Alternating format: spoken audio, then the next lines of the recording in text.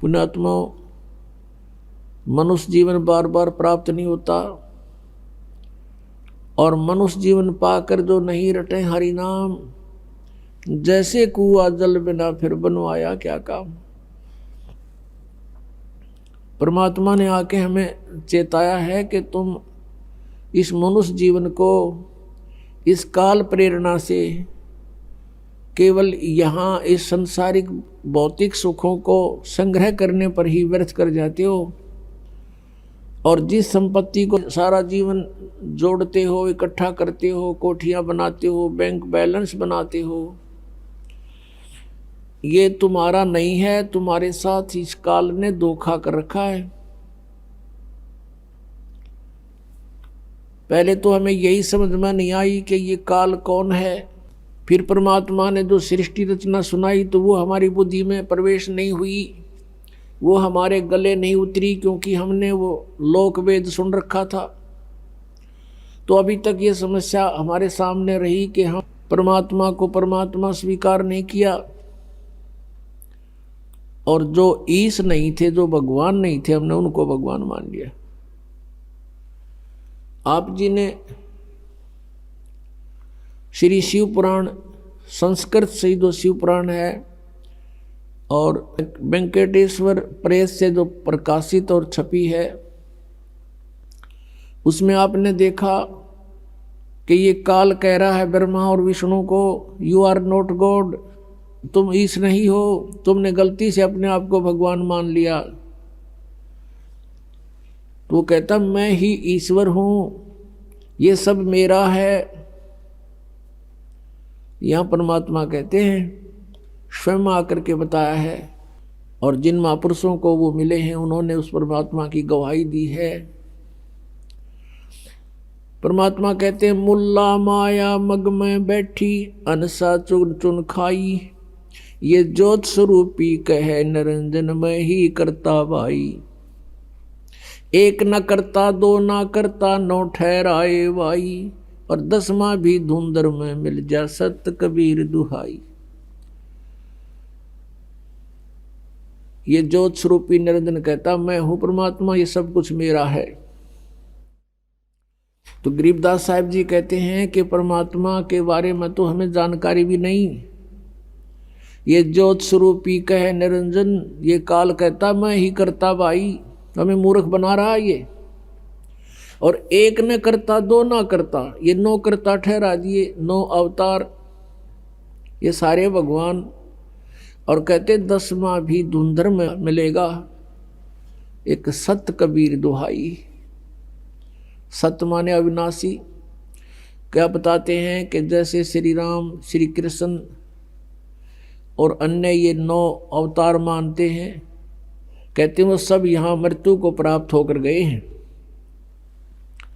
और 10वां निकलंक नाम से आएगा राजा हरिश्चंद्र वाली आत्मा। और परमात्मा ने बताया कलयुग के अंदर वो संभल नगरी में विष्णुदत्त शर्मा के घर पर जन्म लेगा, और सबसे शक्तिशाली होगा, और उसकी तलवार बहुत लंबी होगी। उस समय सभी व्यक्ति कृतघ्नी हो जाएंगे, कोई भी आन कान रह नहीं, मांसाहारी प्राणी होंगे, सब पाप आत्मा हो जाएंगी। उनको फिर वो 10वां अवतार काटेगा, सबको अपनी तलवार से नाश करेगा, जैसे परशुराम जी ने अक्षत्रियों को नाश किया था। अब यहाँ परमात्मा के विधान में और इस काल के विधान में बहुत अंतर है। जिसमें प्राणी अकर्मी हो जाते हैं, अधर्मी हो जाते हैं,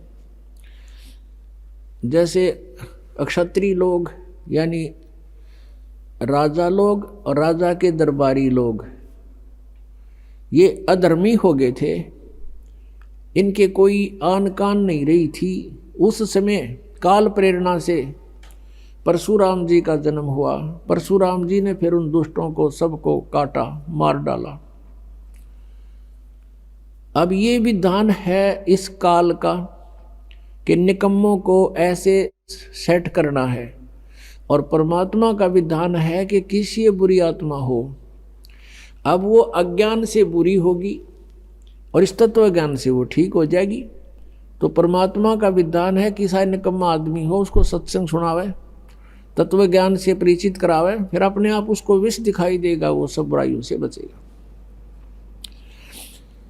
लेकिन काल उस तत्व ज्ञान को नहीं चलने देता, उसको डर बना रहता है कि इससे परिचित होने के बाद प्राणी यहां नहीं रहेगा।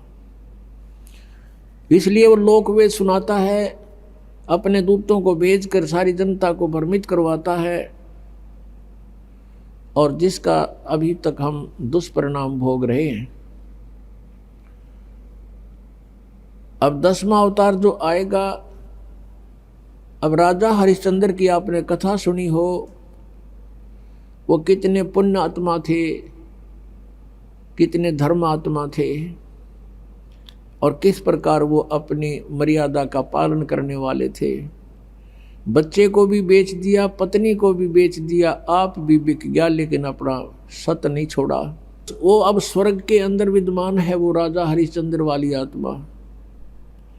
कुछ पुनों को तो वहां नाश करवा दिया उसका स्वर्ग में, और फिर उसको श्रृंगार कर भेजेगा, 10वां अवतार बनाओगा, और उसकी के ड्यूटी लाओगा काल के इन सब को काट दे, जितने भी प्राणी बकवादी हो गए उस टाइम, एंड ऑफ द कलयुग।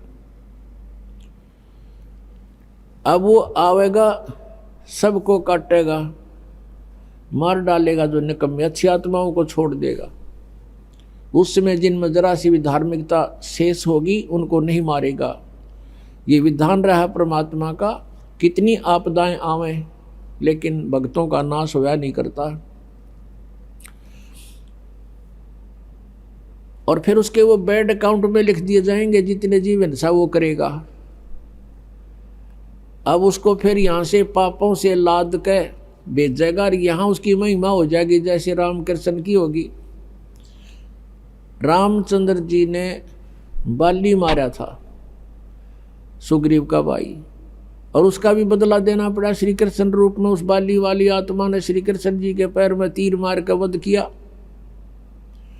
तो ये तो एक प्रत्यक्ष प्रमाण है कि किए का कर्म का दंड न भोगना पड़ेगा। तो बिना ज्ञान के ये सब ऐसी व्यवस्था है, जो परमात्मा से परिचित प्राणी हो जाते हैं वो इस काल के जाल में नहीं आते, अपना कल्याण करवा लेते हैं। तो क्या बताते हैं परमात्मा कि हम उनकी पूजा करते रहे जो भगवान नहीं थे, जो हमें कोई लाभ नहीं दे सकते थे, हमारे पापों का नाश नहीं कर सकते थे, हमें काल के जाल से नहीं छुड़वा सकते थे। तो वो ज्ञान उस परमेश्वर ने स्वयं आकर के देना पड़ा। और जैसा कि आपने वेदों में पढ़ा कि वो परमात्मा अपने तीसरे मुक्ति धाम में रहता, सतलोक के अंदर।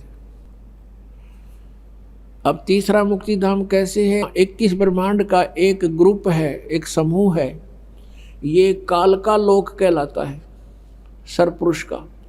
और 7 संग ब्रह्मांड का एक अलग द्वीप है, उसके अंदर ये स्टेट समझ लो अलग अलग, वो दूसरा लोक है, दूसरा द्वीप है। और तीसरा सतलोक है उसके निकटतम। तो तीसरे धाम में रहता वो परमात्मा, मुक्ति धाम में, सतलोक में। और वहां से गति करके वहां से बहुत तेज स्पीड आता है, अच्छी आत्माओं को मिलता है। फिर वो अच्छी आत्मा परमात्मा से प्राप्त ज्ञान का जगह जगह जाके प्रचार करते हैं, और परमात्मा स्वयं भी, कबीर जी भी अपनी महिमा आप सुनाते हैं। चारों युग में संत पुकारे, कूक कहा हम हेल रे, हीरे माणिक मोती बरसे, ये जग चुगता ढेल रे। परमात्मा ने जो ज्ञान बताया कि तुम यहाँ के रहने वाले नहीं हो, आप यहाँ के वासी नहीं हो, और जिस संपत्ति के लिए आप सारा जीवन न्यौछावर कर देते हो, यह संपत्ति आपकी नहीं है, काया तेरी है नहीं, ये माया कहाँ से हो, चरण कमल में ध्यान रखो तुम इन दोनों को खो। ये माया करतारे की तू अपनी कह गंवारे, दो जग धक्के खावेगा या नाहक बह बेगारे। सर्व सोने की लंका होती रावण से रणधीरम, एक पलक में राज बिराजी जम के पड़े जंजीरम, मन तू सुख के सागर बसरे भाई और न ऐसा यसरे। सर्व सोने की लंका थी, रावण से रणधीरम, एक पलक में राज बिराजी और जम के पड़े जंजीरम। अगम निगम को खोज ले बुद्धि विवेक विचारे, उदय अस्त का राज मिले तो बिन नाम बिगारे।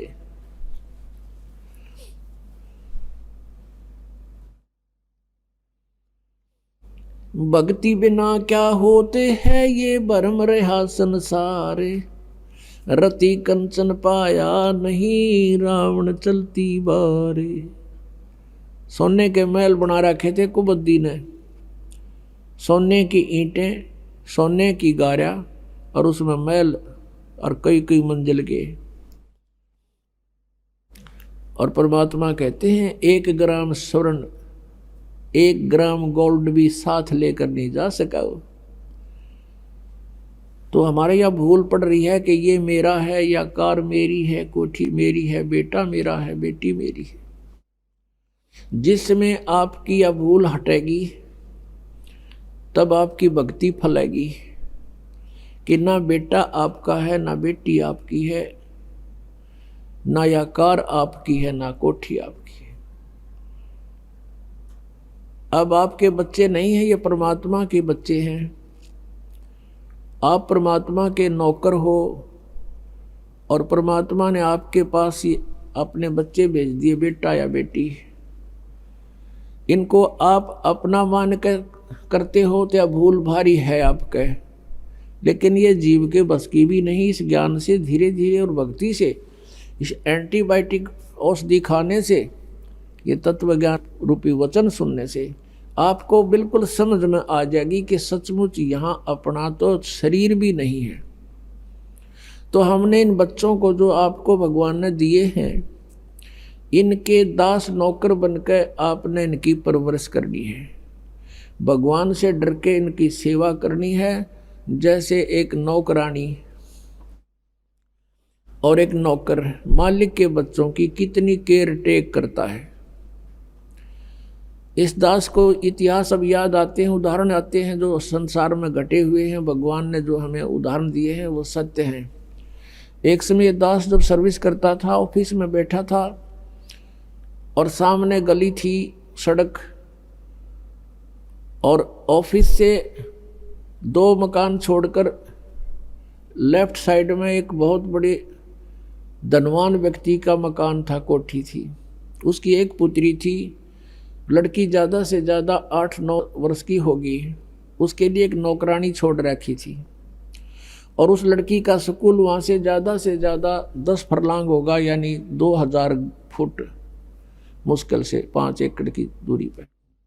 तो वो लड़की को नवाती धवाती, उसके सारे कपड़े चेंज करती और सारा उसको व्यवस्था रखती, खाना पीना दूध सब समय पर खिलाती। और उसको जब छोड़ने जाती थी स्कूल में, पैदल छोड़ के आती थी, थोड़ी दूरी थी, तो वो क्या करती थी, जून के महीने में एक छोटा सा छाता लेकर लड़की पर तो छाता रखती थी और स्वयं धूप में चलती थी, क्योंकि वो मालिक की बेटी थी। और जब उसको नौकरी से निकाल दिया, उसने झांका भी नहीं उधर। और पहले वो उसको इतना प्यार देती थी, शायद माँ भी नहीं दे सकती। तो ऐसे ही हमने इनको मालिक के बच्चे जानकर, और हम सभी यहाँ कष्ट में हैं, दुखी हैं, एक दूसरे को समझकर, जैसे एक सास बहू है और सास बहू का कहते हैं कुत्ते बिल्ली वाला बैर हो जाता है। ऐसा क्यों है? बिना ज्ञान के गाटा जुड़ रहा है। और फिर कहते हैं जैसा दर्द आपने हो ऐसा जान बिराने। अब जैसे घर का मुखिया है, सास है, उसके अधीन पुत्र वधू है, अब उसके साथ दुर्व्यवहार करेगी तो उसकी आत्मा रोएगी, बोल सकती नहीं। तो वो आत्मा की जो पुकार है वह भगवान के दरबार में डिपॉजिट होती है और उसका प्रतिफल बहुत भयंकर होता है। फिर क्या होता है कि कई जगह ऐसा है कि पुत्र वधू इतनी हैवी है सास पर, उसको तंग करती है, तो उस समय ये ज्ञान याद रखना चाहिए कि हम इस काल ने ऐसी व्यवस्था में जोड़ रखे हैं, क्योंकि यहाँ व्यवस्था ऐसी है। अब जवान बच्चे का और बूढ़े का कभी भी मेल नहीं मिले, ना मन मिले, ना व्यवहार मिले, ना विचार मिले, और फिर रहना इकट्ठा, सास और बहू ने इकट्ठा रहना और कति विचार नहीं मिले, यह गारंटीड बात है, और इसलिए झगड़ा रहेगा, यह भी रहेगा। लेकिन इसका समाधान इस ज्ञान से होगा। देखो, कोई भी घर में हानि करके प्रसन्न नहीं हुआ करता, कोई भी नुकसान करके राजी नहीं, लेकिन हो जाता है। और फिर उसके ऊपर एक दूसरे के साथ खींचातानी करे, तूने ऐसा कर दिया, तू ऐसा करता है, ये करता है। को बालक है उसने प्यार से समझा दे, लेकिन नुकसान जो होना है आपके भाग्य में पूर्व निर्धारित है, वो होके ही रहेगा। और वो नुकसान तो हो लिया और फिर वो झगड़ा बाकी रह गया, बेमतलब की टेंशन।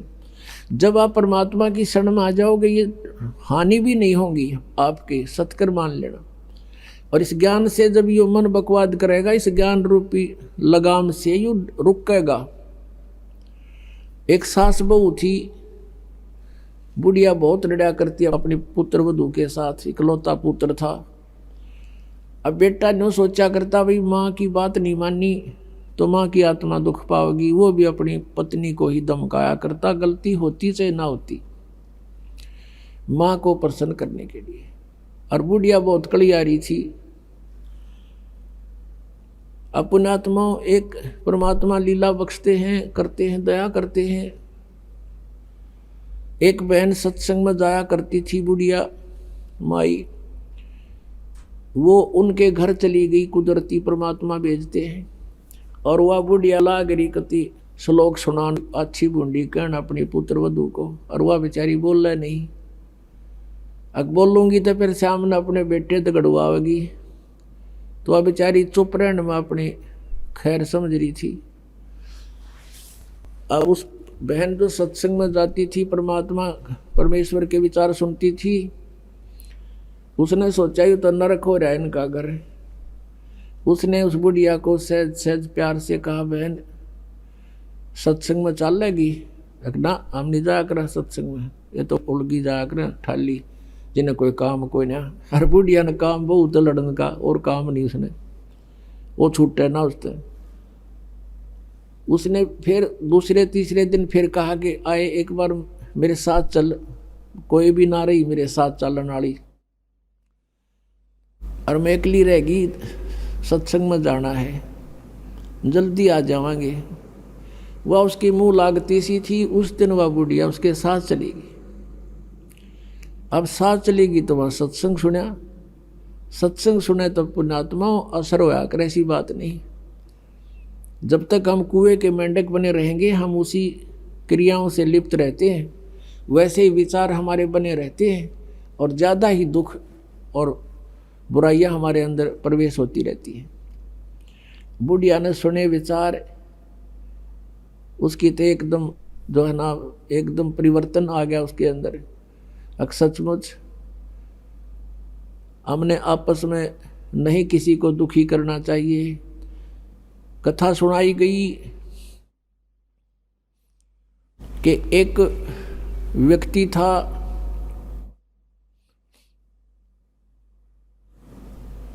वो कहीं पर साधना कर रहा था, बैठा था, साधना कर रहा था, और एक गाय भागी जा रही थी, और वो गर्भवती थी, और उसको ये आभास हो गया था कि कोई कसाई उसके पीछे पड़ा हुआ है। वो आगे वन में ओझल होगी। शिकारी वहाँ आया, उस साधक से उसने पूछा, गाय देखी आपने? मुंह से नहीं बोला, उसने हाथ कर दिया ऐसे, किधर गई? वो कसाई ने वह गाय ढूंढ ली, वो मार दी। उसका भी प्रतिफल उसको भोगना पड़ा। कहते हैं फिर उसकी बाजू कट गई। इतना भी हम सहयोग देते हैं किसी अन्य दुष्कर्म के अंदर, इतना भी हमें हानि होती है। जैसे हमने मना किया है बीड़ी शराब तम्बाकू पीना नहीं है, और किसी को पीने में सहयोग भी नहीं देना, उठा के भी नहीं देना, उसमें भी हानि होगी। आपको मर्यादा सारी पालन करनी होगी। कहने का भाव ये है कि एक व्यक्ति था और उसकी पत्नी बहुत लड़ा करती, बहुत झगड़ा करती थी, बहुत बुरा बोलती थी। तो किसी ने, वो जो व्यक्ति था अगले जन्म में जिसकी बाजू कटी थी, वो साधना कर रहा था, कहीं पर अगले जन्म में भक्त बन गया। तो उसकी किसी ने आकर के अचानक पहले तो उससे पैसे पूछे, बाबा जी पैसे निकाल सारे। अब पैसे नहीं है भाई मेरे दो, उसकी बाजू काट दी। अब उसने सोचा भाई मैं भक्ति भी कर रहा हूँ और यह आपत्ति मेरे पर कैसे आ गई। उसने सोचा भी मैं इसका किसी से कारण पूछूं, मेरा कौन से जन्म का पाप था। किसी ने बता दिया भाई इस गांव के अंदर एक भगत है और वो पीछे बीतती हुई बता देता है, पिछली बता देता है, भविष्य की नहीं जानता। वो उसके घर पर गया तो उसने पता लगा कि घर से बाहर गया हुआ है। फिर भी उसने सोचा घर पे पता करता हूँ। जब वो घर पे गया तो उसकी पत्नी से पूछा कि ऐसे ऐसे वो कहाँ है भक्त हुआ। उसकी पत्नी लगी गाली देने कि तेरे जैसा ढेड वो है, हंडा धक्के खांदा जिसरे तू खावे है, पता नहीं के सुना दी। अब जिसका हाथ कटा हुआ था उसने सोची भाई मैं तो गलत आ गया, मेरे साथ मजाक कर दिया, दिखे ना भगता के घर में कैसी बात होया करे, इसी ने कमी होया करे। वो वापस चल पड़ा।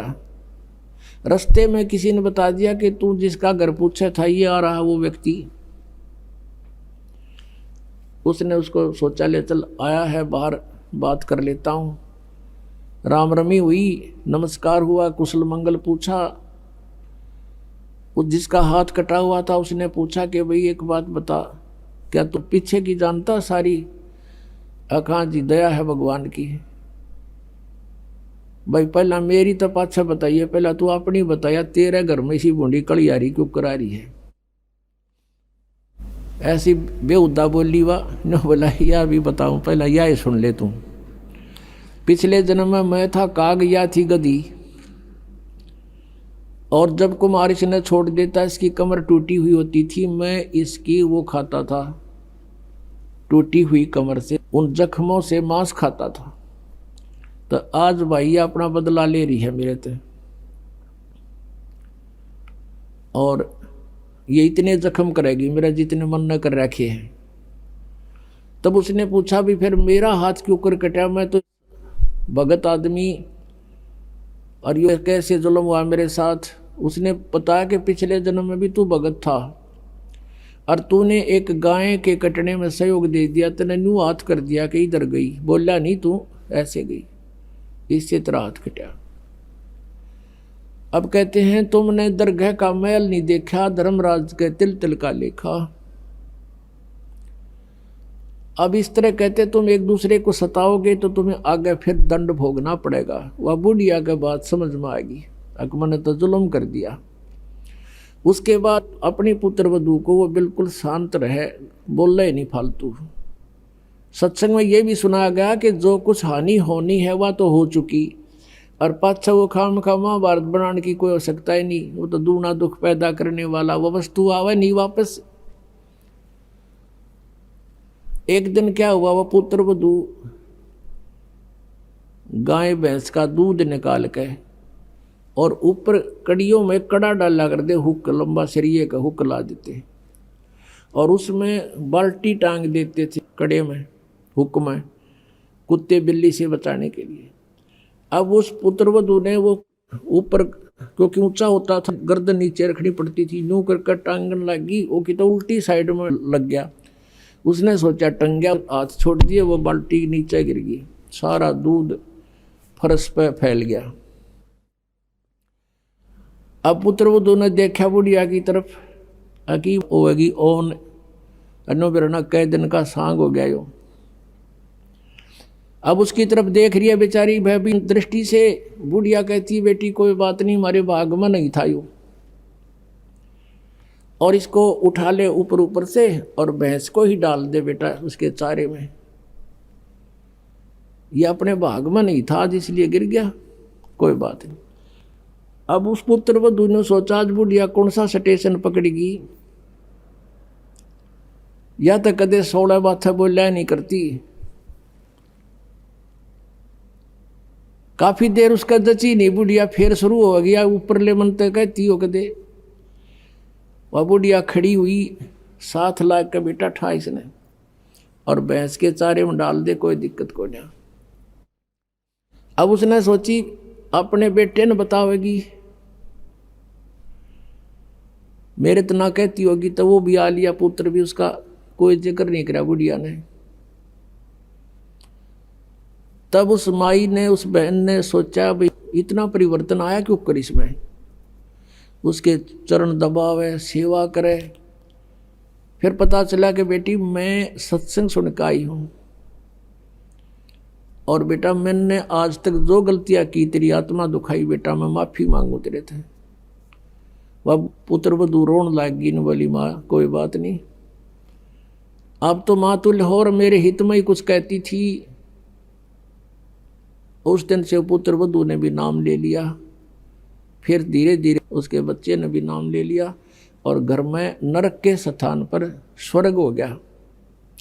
अब इस परमात्मा की वाणी से ज्ञान से स्वर्ग तो यही हो जाएगा और सतलोक हमने जाना है, फिर भक्ति करके वहां सतलोक चले जाएंगे, महासुख वहां हो जाएगा। तो इस प्रकार वो परमात्मा आकर हमें ज्ञान देता है, उसके ज्ञान से हमें पता चलता है। इसलिए कहा कि सत्संग की आधी घड़ी और तप के वर्ष 1000 तो भी बराबर है नहीं, कहे कबीर विचार।